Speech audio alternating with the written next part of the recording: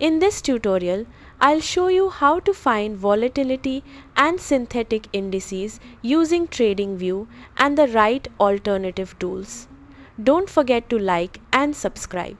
First, open Tradingview and try searching for volatility indices in the search bar. You'll quickly notice something important.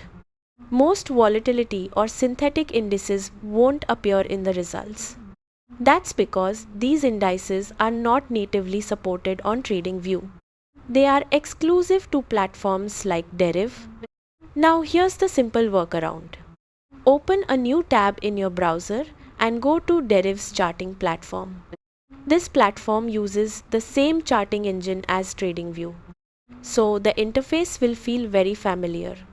Once the chart loads, look at the top and click on the symbol search bar.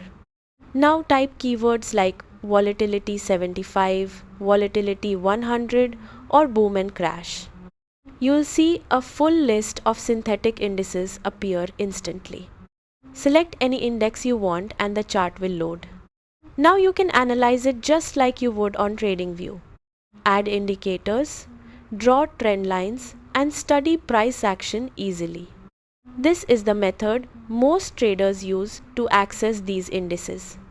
So instead of searching endlessly on Tradingview, use the correct platform. Now you know exactly how to find and chart volatility and synthetic indices. Subscribe for more Tradingview tips and tutorials.